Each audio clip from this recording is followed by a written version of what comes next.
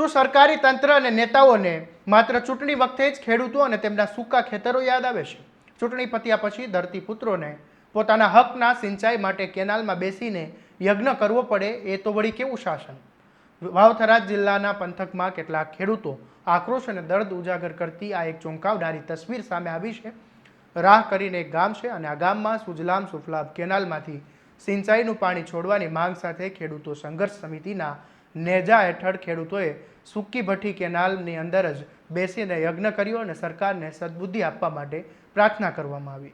આ આંદોલનમાં જોડાયેલા પૂર્વ ધારાસભ્ય ગુલાબસિંહ રાજપૂતે કેનાલના કામોમાં ખુલ્લેઆમ કમિશનખોરી ચાલતી હોવાનો આરોપ લગાવીને સરકારને ભીંસમાં લીધી છે. તો ખેડૂતોનો આક્રોશ સરકાર સામે ઊભો થતા સવાલો શું છે, આવો વિગતે વાત કરીએ આ અહેવાલમાં. નમસ્કાર, હું છું આસિફ કાદરી અને સ્વમાન સાથે તમારું સ્વાગત છે. વાવથરા વિસ્તારના રાહ ખાતે સુફલામ સુજલામ કેનાલમાં લાંબા સમયથી પાણી ન છોડાતા ખેડૂતોના ઊભા પાક મુરઝાઈ રહ્યા છે. પાણીના અભાવે મુશ્કેલીમાં મુકાયેલા અસંખ્ય ખેડૂતોએ ખેડૂત સંઘર્ષ સમિતિના બેનર હેઠળ એકઠા થયા અને તેમને સૂકી કેનાલમાં બેસીને અનોખી રીતે પોતાનો વિરોધ નોંધાવ્યો. ખેડૂતોએ કેનાલમાં યજ્ઞ કરીને સરકાર અને વહીવટી તંત્રને સદબુદ્ધિ મળે તે માટે આહુતિ આપી. ખેડૂતોનો સવાલ છે કે જ્યારે ચૂંટણી આવે ત્યારે જ કેનાલોમાં પાણી કેમ છોડવામાં આવે છે? શું ખેડૂતોના પાકને માત્ર ચૂંટણીના દિવસે જ પાણીની જરૂર છે? ગુલાબસિંહ રાજપૂતે સ્થાનિક લોકોને શું કહ્યું એ તમે સાંભળી લો, પછી આગળ વાત કરીએ આ અહેવાલમાં. આ વિસ્તારના જે ખેડૂત સંઘર્ષ સમિતિ છે એના દ્વારા રાહ મુકામે સુજલમ સુફલમ કેનાલમાં યજ્ઞ કરવામાં આવે, સરકારને સદબુદ્ધિ આપે ને ભગવાનને પણ પ્રાર્થના કરવામાં આવે કે વરસાદની ખેત છે તો વરસાદ આપવામાં આવે. છેલ્લા જ્યારથી આ સુજલમ સુફલમ કેનાલ બની માત્ર ચૂંટણી આવે ત્યારે જ આ કેનાલમાં પાણી નાખવામાં આવે છે. એના પછી ક્યારે પણ પાણી નાખવામાં આવતું નથી. 2022ની વિધાનસભાની ચૂંટણી વખતે પણ અહીંયા બંધો તોડીને નીરના વધામણા કરવામાં આવ્યા હતા. એના પછી આ રાહ તાલુકાના લોકોએ આ કેનાલમાં પાણી દેખ્યું નથી.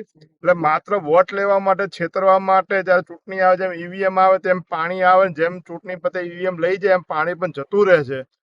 હજારો કરોડના ખર્ચે પાઇપલાઇન નાખવાનું જ્યારે તરકટ થતું હોય તો એની જગ્યાએ આ કેનાલની અંદર જે પાઇપલાઇનના જે નળ મૂકેલા છે મોટા, એ ચાલુ રાખે તો પણ અહીંયા પાણી આવી શકે એમ છે. પણ એમને ખબર છે આની અંદર આ કાચી કેનાલ બની ગઈ છે, હવે આમાં કઈ કમિશન મળવાનું નથી, એટલે પાઇપલાઇન નાખીને કમિશન ખાવા માટે છે. સરકારના મંત્રીઓથી, અધિકારીઓથી એટલે આખી સરકાર જ્યાં સુધી હપ્તા કમિશન ખોરીના લીધે આ કેનાલમાં પાણી નાખતી નથી, સરકારને સદબુદ્ધિ આપે એના માટે યજ્ઞ કરવામાં આવ્યો છે. અમે આવેલા છે સુજલામ સુફલામમાં પાણીનો પ્રશ્ન છે.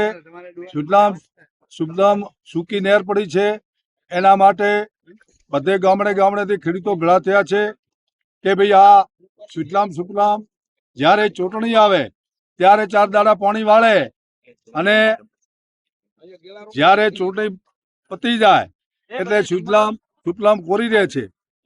અને આ જે મોટી પાઇપલાઇનનો ખર્ચો કર્યો છે એ અમે અત્યારે 10 વર્ષથી મેં મોગીલાલે આ સુજલામ સુફલામની પાણીનો તળાવવાનો હતાણો ગામનો વિરોધ કર્યો, ત્યારે અત્યારે પાઇપલાઇન પણ નખાણી છે. અને પાઇપલાઇન નખાણી પણ હવે 5 વર્ષ એમને પૂરા થઈ જશે. જો તળાવ ભરાય તો એમ ગણાય કે ભાઈ આ સાહેબે તળાવ ભર્યા છે. અને અધા તો ગામડે પાઇપલાઇન પણ નખાઈ રહી હતી, તળાવ કોરા પડ્યા છે. હવે સુજલામ સુફલામમાં પાણી નાખે, પાઇપલાઇનથી તળાવો ભરે. અમુક બધે તળાવો ગામમાં 1 આપ્યું, 2 આપ્યા, અમુક 5 આપ્યા, લાગ વળગ ચલાવે છે. એટલે હવે આવો સરકાર લાગ વળગ ન ચલાવે અને સુજલામ સુફલામમાં પાણી નાખે એવી અમારી વિનંતી છે. આ કાચી નહેરમાં સુજલામ સુફલામમાં ખેડૂતોએ અને ખેડૂત સંઘર્ષ સમિતિએ મળીને સરકારને સદબુદ્ધિ મળે, સિંચાઈના અધિકારીઓને સદબુદ્ધિ મળે એના માટે યજ્ઞ કર્યો છે.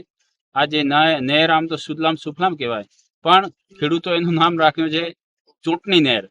ચૂંટણી આવે એટલે નહેરમાં પાણી આવે અને ચૂંટણી પતી જાય એટલે પાણી પણ પતી જાય.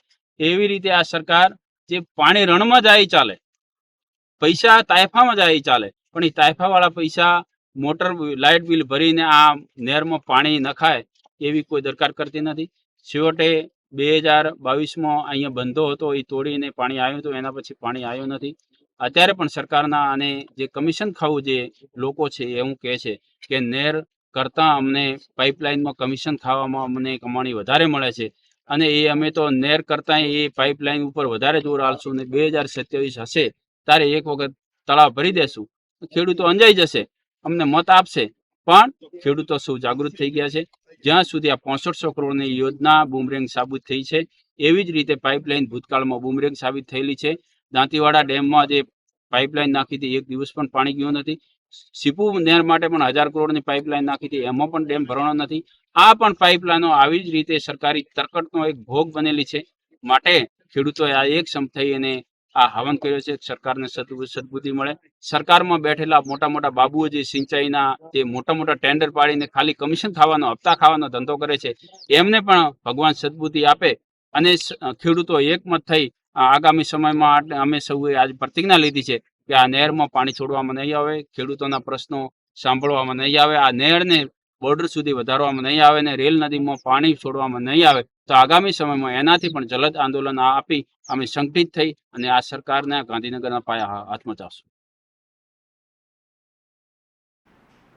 ખેડૂતોનો આરોપ છે કે તંત્રની ઘોર બેદરકારીના કારણે કેનલ મેન્ટેનન્સમાં ચાલતા ભ્રષ્ટાચારના કારણે પાણીનું વિતરણ ખોરવાયું છે.